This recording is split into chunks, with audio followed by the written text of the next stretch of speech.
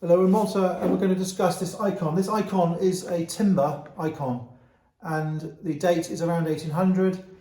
These are notoriously hard to date. I'm not a scholar, so I'm going to give you my best guess at what it is, what it isn't. When I'm buying these things, what I'm really looking for is not to buy fake. That is the primary aim. I'm not particularly fussed personally about the image. I'm not particularly fussed about which of the European countries it came from. What I don't want to do is buy something which is reproduction or bogus or changed particularly. So I'm going to tell you why I bought this one, and I'm going to tell you what I think it is, and I'm going to tell you the price, and then you have to make your own decision. The problem we all have, unless you're a scholar and you have a scholar to travel around with you when you're buying these icons, and you have a consultant you can refer to in a university or in a museum, there is a lot of guesswork. I don't know a lot about these. I would rather just say I don't know a lot about them, but I'm going to tell you what I know, and then hopefully you'll be reassured, and when I give you the price, hopefully you'll consider buying it off me. First thing about this icon is it is large, and I'm going to show you another one we have, which I'll do another video of. The first thing I want to avoid is the X floorboard look. Now this one we have is a 20th century one, and that is a relatively fine icon. Decoratively it's spectacular, but it has got the floorboard look. Now that's an amateur expression, but I want you to be aware that looks like a floorboard, and I think that one was made from a floorboard. So the board will be 1850, 1830, and the painting will be 1930, 1920.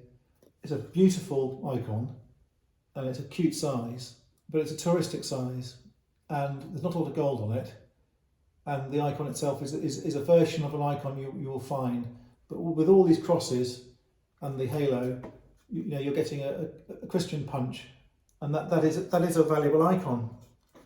In its own right. That will be a few €100s. But when you come to something like this, you've gone past the floorboard look, where it's one piece of wood. You're into a purpose-built timber icon, and you'll find many of them have got this offset reinforcement, which is peculiar to icons.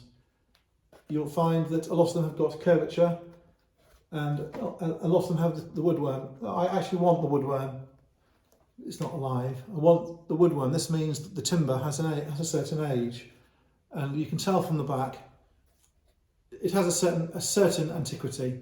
The label is a shipping label which gives clearance to be shipped. I don't know what it says on the label, and I don't know how old the label is, but I estimate it's mid-century. So what we have here is a non-floorboard, non-fake, non-20th century icon, and that's really what I'm looking for as a dealer. Now the picture has a border which is higher than the panel in the centre, which is countersunk. So this is deeper than the edge.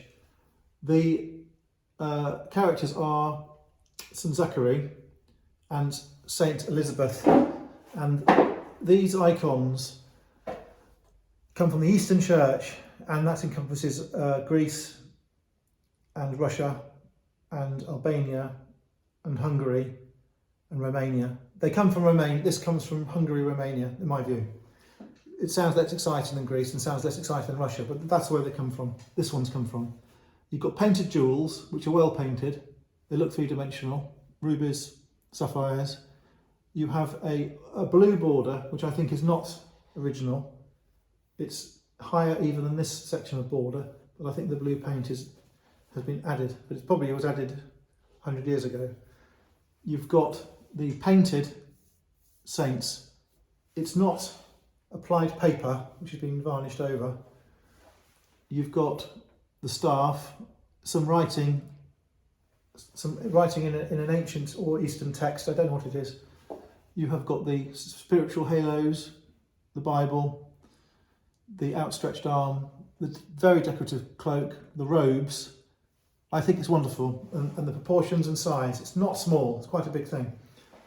The gold leaf is split, and as in it hasn't been laid properly.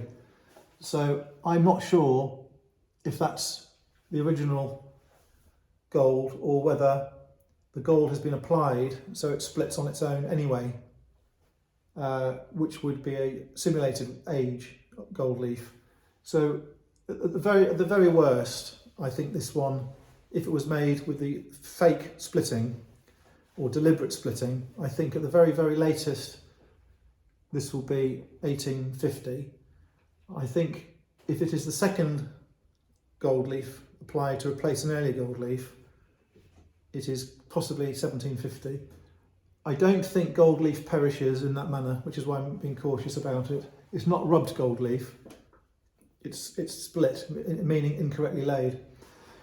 The detail on the face, the beard is good, the saint's face is clear, very fine painting on the robe, as I said. So that's really the limit of my knowledge. It's bulky, it's chunky, it's got obvious age. An expert will tell you a lot more about it. I don't know the detail. That'll be €1,000 in Malta.